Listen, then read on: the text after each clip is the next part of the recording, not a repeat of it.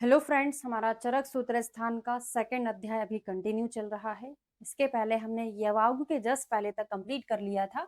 आज से हम शुरू करने वाले हैं अष्टाविंशति यवागु, 28 यवागु। आज ही क्लास में हम 14 पढ़ेंगे, इसके बाद नेक्स्ट क्लास में 14 करेंगे। ठीक है। सबसे पहले तो रेफरेंस ही बनता है कि आचार्य चरक ने अष्टाविंशति यवागु यानी कि 28 यवागु का वर्णन कहाँ पर किया है, तो सूत्र स्थान के सेकंड नंबर के चैप्टर में किया है। सारी यवागु बहुत इंपॉर्टेंट है, सभी से एग्जाम में क्वेश्चन पूछा जाता है। तो पहले तो हम समझ लें यवागु में जल का अनुपात कितना होता है। तो यवागु 1:6 है ना। जो द्रव्य है वो 1 है, द्रव यानी लिक्विड कितना होता है, 6 गुना होता है। ठीक है। तो सबसे पहले हम यवागु पढ़ने जा रहे हैं शूलनाशक, दीपिनी और शूलग्नि यवागु। यहाँ पे ओनली शूलनाशक लिखा है, यहाँ पे दोनों है, दीपिनी और शूलग्नि यवागु। क्या डला होता है इसमें, पंचकुल डला होता है। पिपली, पिपली मूल, चव्य, चित्रक, शुंठी। शुंठी को क्या बोलते हैं, नागर। कहीं कहीं नागर से नागर मोथा भी लिया है यहाँ पे, पर एक्चुअल जो पर्याय होता है नागर मतलब शुंठी ही होता है। ठीक है ना। तो कोड बनाकर याद करने वाले हैं बहुत सारी यवागु को। तो शुरुआत कर देते हैं। दीपनी शुलग्नि यवागु का कोड है पंचकोल की दिशा। कोड बनाया पंचकोल की दिशा। तो पंचकोल से पंचकोल हो जाएगा, दी से हो जाएगा दीपनी, शा से हो जाएगा शूलग्नि। दीपनी शूलग्नि यवागु में पंचकोल डला हुआ है। पहला यवागु हमारा कंप्लीट हो गया। ठीक है। विमर्श में बहुत इंपॉर्टेंट पॉइंट दिया है आचार्य चक्रपाणी का। उन्होंने बोला है यवागु निर्माणार्थ या यवागु ना हो, कोई भी द्रव हो, उन्होंने द्रव्यों को दो भाग में डिवाइड किया है। एक होते हैं द्रव्य रस प्रधान, उन्हें आहार द्रव्य बोलते हैं। जो वीर्य प्रधान होते हैं उनको औषध द्रव्य बोलते हैं। थोड़ा सा इसको हम समझ लेते हैं क्योंकि यहाँ से क्वेश्चन चक्रपाणी का बहुत बार एग्जाम में पूछा गया है। ठीक है। तो दो प्रकार के द्रव्य हैं,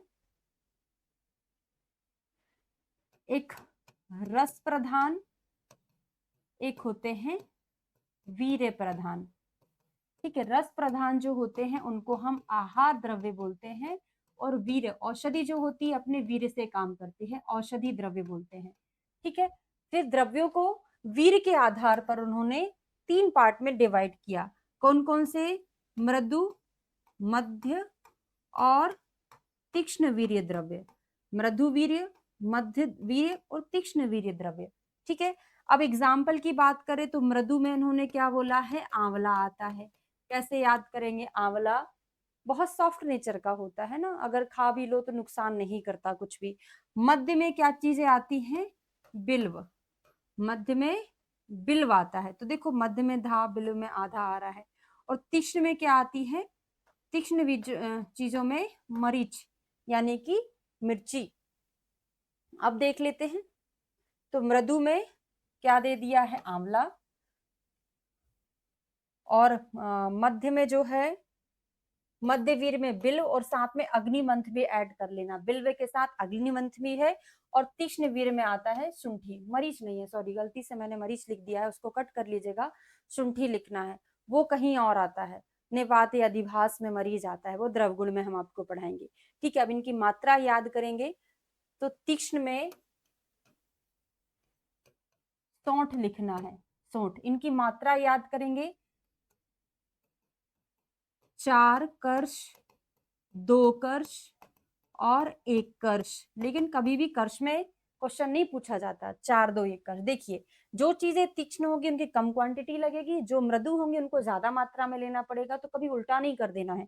ठीक है। 4 कर्ष मतलब होता है 1 पल, इसको लिख लेना अर्ध पल। और ये कितना है, 1 कर्ष ही है ना। तो 1 पल, अर्ध पल और 1 कर्ष ऐसा पूछा जाता है कि चक्रपाणी ने मध्यम वीर्य औषधि की मात्रा कितनी बताई है, तो अर्धपल बताई है यानी 2 कर्ष बताई है। विमर्श भी हमने पढ़ लिया जो कि एग्जाम के लिए बहुत इंपॉर्टेंट है। ठीक है।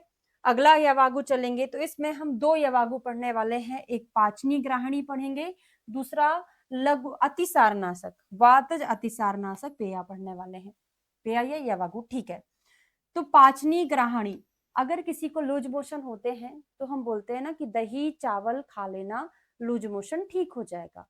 और साथ में अग्नि भी दीप्त हो जाएगी, क्योंकि जब भी अतिसार होता है तो वहां पर अग्नि मंद होती है। तो यहाँ पे कुल मिला के अग्नि को दीप्त करने वाली और रुकाने वाली मेडिसिन चाहिए। तो क्या बोलते हैं, मोशन होता है दही चावल। यहाँ दही चावल ना खिला के क्या बोल दिए, दही के साथ सॉरी मठा और चावल खिला दिए।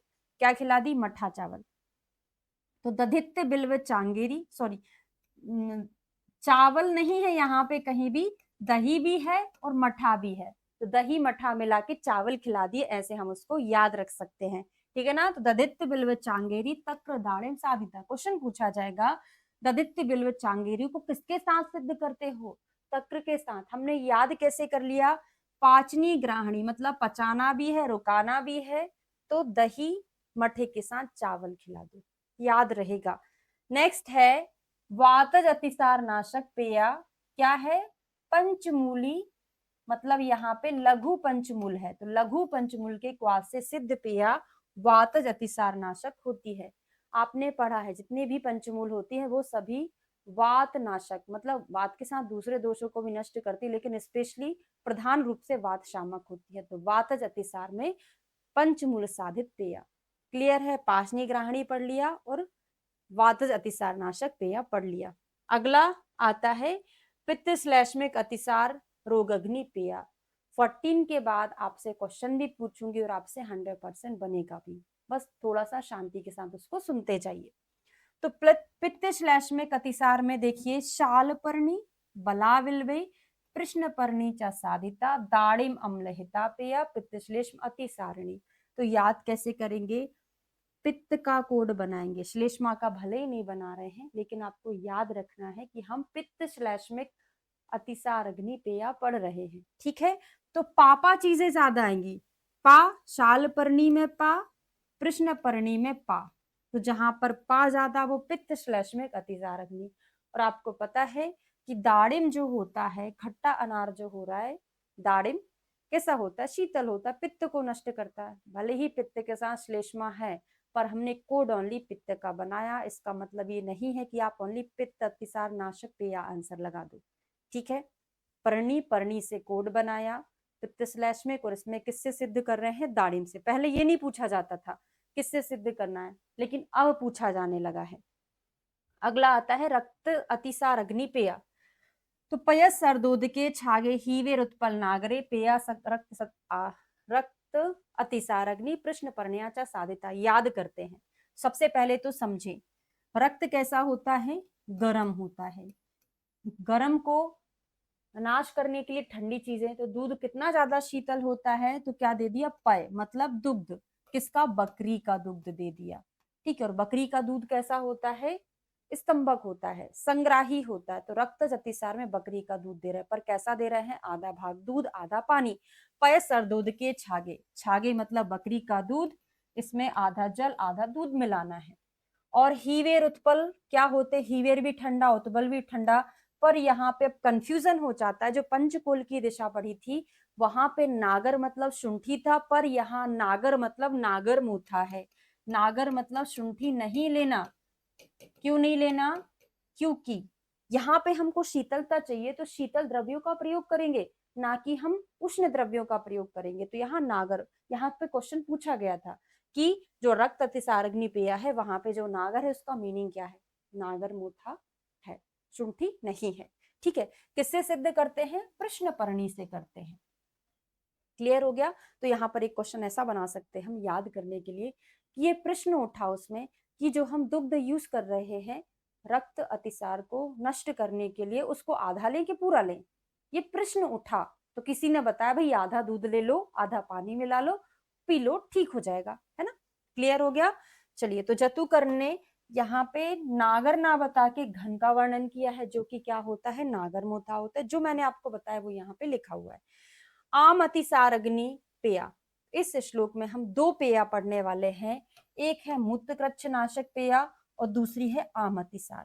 तो आम अतिसार, आम अति सा अति, कोड बन रहा है आम अति सा अति, किसके साथ दे रहे हैं, सा आमलाम सा नागरम। नागर मतलब यहाँ पे शुंठी होगा, क्यों, आम को पचाना है, उष्णवीर्य द्रव्यों का प्रयोग करना पड़ेगा। अम्ल रस भी उष्णवीर्य है और शुंठी भी उष्णवीर्य है ना, तो उष्णवीर्य द्रव्यों का प्रयोग करेंगे।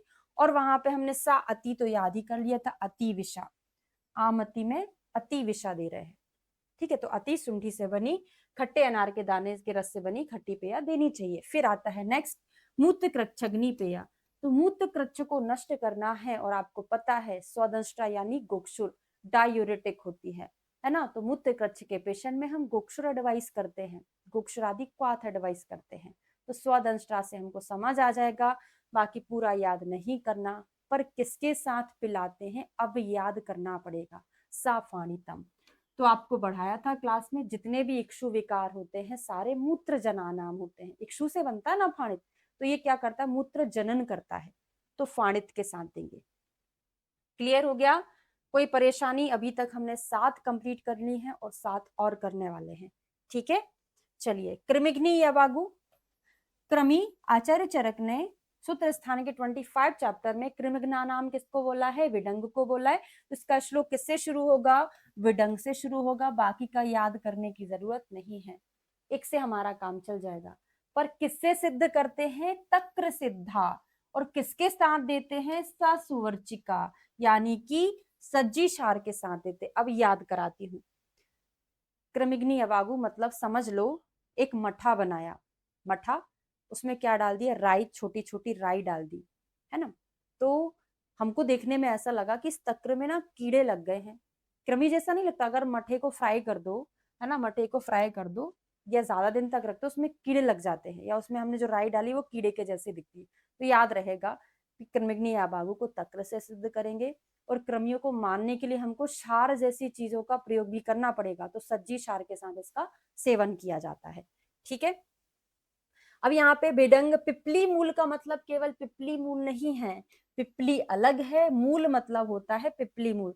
तो पिपली मूल से 2 ड्रग का भान किया जाता है, एक तो पिपली और दूसरा मूल से पिपली मूल, ठीक है। अगली यवागु, इसमें हम 2 यवागु पढ़ने वाले हैं, एक पिपासग्नि और एक विषनाशक यवागु, ठीक है। अगर किसी को प्यास लगी है तो कौन से द्रव्यों का वो प्रयोग करेगा, शीतवीर्य द्रव्यों का प्रयोग करेगा, पहली चीज। दूसरी, पित्तनाशक द्रव्यों का प्रयोग करेगा, क्योंकि पिपासा में पित्त की वृद्धि हो रही है, तो उसको शांत करने के लिए शीतल चीजों का प्रयोग करना है। तो मृद्विका, मृद्विका को पानी में डालो, उसके अंदर वो क्या बोलते हैं, ऑस्मोसिस वगैरह जो होता है, कितना सारा पानी भर जाता है, उसको हम खाएंगे, पानी भी साथ में चला जाएगा, प्यास भी बुझ जाएगी। दूसरा कोड, प्यास लगी है पर थोड़ी सी मृदु लगी है, कंट्रोल कर सकते हैं, बोलते हैं ना कि अभी प्यास लगी है पर मृदु मृदु प्यास लगी, इतनी ज्यादा प्यास भी नहीं लगी, तो मृदि का पिपासग्नि में। सारीवा, सारीवाद्यासो हम प्रयोग करते हैं पित्तनाशक के रूप में, ठीक है। मधुर नागरी, फिर नागर, ये नागर ना पीछे नहीं छोड़ रहा। दीपनी शूलग्नि में नागर मतलब शुंठी। उसके बाद हम आए रक्त अतिसार में नागर मतलब नागर मोथा, आम अतिसार में नागर मतलब शुंठी। अब यहाँ पे क्या रहेगा, नागर मतलब नागर मोथा। ये आपको दिमाग से सोचना, रटना नहीं है। पिपासा में शीतवीर चीजों की जरूरत पड़ेगी, तो नागर मतलब यहाँ पे नागर मोथा होना चाहिए, ठीक है। क्लियर हो गया? अगला है विषग्नि यवागु सोमराजी विपाचता। सोमराजी मतलब होता है बाकुची, यहाँ से पर्याय भी पूछा जाता है, बाकुची का पर्याय होता है सोमराजी। और सोमवार को भगवान शिव का व्रत किया जाता है, भगवान शिव अपने गर्दन में विषैले नाग का धारण किए हुए होते हैं, तो सोमराजी किसमें देंगे, विषग्नि में देंगे। याद हो गया? चलिए आगे बढ़े। अब यहाँ पे 2 यवागु पढ़ने वाले हैं, एक ब्रह्मणी यवागु, एक कर्षणी यवागु। ब्रह्मणी यवागु में ऐसे द्रव्य डले रहेंगे जो हमारे शरीर का ब्रह्मण करें, कर्षणी में ऐसे द्रव्य डले रहेंगे जो हमारे शरीर का कर्षण करें। तो जब भी हम मोटे की तुलना करते हैं तो बोलते हैं ना कि मुझे सुअर जैसा मोटा होना है, माहिश जैसा मोटा होना है, बोलते हैं कि नहीं बोलते? तो ब्रह्मणी यवागु में सुअर जैसा मोटा होना है, तो सुअर का ही डला हुआ है, बराह निर्यु है। क्या बोला है, सुअर के मांस से बनाई गई यवागु ब्रह्मणी यवागु। अगर इसको हिंदी में कन्वर्ट करके बोलूं तो क्या बोल सकते हैं, कृषता नाशक यवागु, मतलब कृषता को खत्म करे, मोटापा लाए। क्या बोल सकते हैं, कृषता नाशक यवागु, अब तो संस्कृत से अटेम्प्ट करना, बाय चांस कभी ब्रह्मणी ना दिया तो कंफ्यूज नहीं होना। फिर कर्षणीय वागु में ऐसे द्रव्य डले रहेंगे जो हमारी बॉडी को कर्षण करें। बोलते हैं ना, जो स्थौल्य के पेशेंट होते हैं कि आपको ना गेहूं नहीं खाना, उसके अलावा ज्वार बाजरा पता नहीं बहुत सारी जो मिलेट्स जो होती है उनको मिला के खाना, आपकी बॉडी का रुक्षण कर देगा। तो उसको बोलते हैं हम गवेधुक। क्या बोलते हैं? जोहरी जनेरा मकई इत्यादि का कॉम्बिनेशन वाली अनाज खाना, ये क्या करेगा? हमको दुबला करा देगा। और किसके साथ खाना? मधु के साथ। मधु क्या करता है? लेखन करता है, कफ मेदो विकार को हरने का काम करता है। भले ही मीठा है पर उसमें कषाय रस भी तो होता है, उसके कारण से लेखन कर रहा है। ठीक है, अगली दो यवागु, लास्ट यवागु पढ़ने वाले हैं। एक स्नेहिनी यवागु, एक रुक्षणी यवागु। स्नेहिनी में क्या होगा? जिसमें स्नेह डला होगा। रुक्षणी में जिसमें रुक्ष पदार्थ होंगे। याद ही हो गया हमको। तो स्नेहिनी में सर्पी क्या होता है? सर्पिस्मति में बहुत सारा तिल डालते हैं, उसमें नमक भी डाल देते हैं। और सूत्र स्थान के 30 नंबर के चैप्टर में आपको पढ़ाऊंगी। अगर हमको सद्य स्नेहन करना है तो उस स्नेह में हमको थोड़ा सा सेंधा नमक मिला के देना चाहिए, बॉडी का शीघ्र स्नेहन हो जाता है। पढ़ा है कि नहीं? वही लिखा है, सर्पिस्मति बहुतिला स्नेहिनी लवणान्विता। और नेक्स्ट आता है विरुक्षणी यवागु। विरुक्षणी में रुक्षण करने वाले द्रव्य कुश, कुश और आमलक का क्वाथ। कुश मतलब क्या? दुबला पतला सा एक सूखा साका सा एक पौधा होता है, हम बोलते हैं ना उसको कुश बोलते हैं। अब दिखने में खुद ही दुबला पतला है, रुक्ष जैसा दिखता है, तो रुक्षणी। ये हमको कंफ्यूजन करता है किसमें? प्रश्ताकारक यानी कर्षणी यवागु और विरुक्षणी यवागु में कंफ्यूजन होता है। तो मैंने ये आपको याद करा दिया था कि आप मोटे आपको दुबला कराते हैं जो व्यक्ति, वो आपको बोलते हैं गेहूं को छोड़ के बाकी अनाज का खाना खाओ, उसको हम गवेदुक बोलते हैं। यहाँ पे कुछ मतलब रुक्ष होता है बिल्कुल, और आमलकी का प्रयोग करते हैं। तो ये हमारे हो गए 14 यवागु। नेक्स्ट हम पढ़ेंगे 14 यवागु, तो हमारा 3 लेक्चर में सेकंड चैप्टर कंप्लीट हो जाएगा। अब फटाफट आपसे कुछ क्वेश्चन पूछ रही हूँ, उसको आपको कमेंट करके आंसर देना है। ठीक है, बस फटाफट। चलिए बताइए, रक्त अतिसारग्नि जो पेया होती है उसमें जो नागर डला है, वो नागर नागर में होता है कि शुंठी है? सोमराजी विपाचिता किसके लिए आया है? दध्यात अति विषाम, दध्यात अति विषाम पेया सामे सामलम स नागरम किसके लिए है? स्वदंष्टा कंटकारेभ्याम किसमें आता है? और जो कृमिग्नि यवागु पड़ी थी, उस कृमिग्नि यवागु को किससे सिद्ध किया जाता है और किसके साथ सेवन किया जाता है? रक्त अतिसारग्नि जो पेया थी उसमें किसका दुग्ध लिया जाता है और कैसे लिया जाता है? मतलब उसमें पानी कितना मिलाया जाता है? ददित्य बिल्वे चांगेरी तक्र दाड़िम साधिता किसके लिए आया है?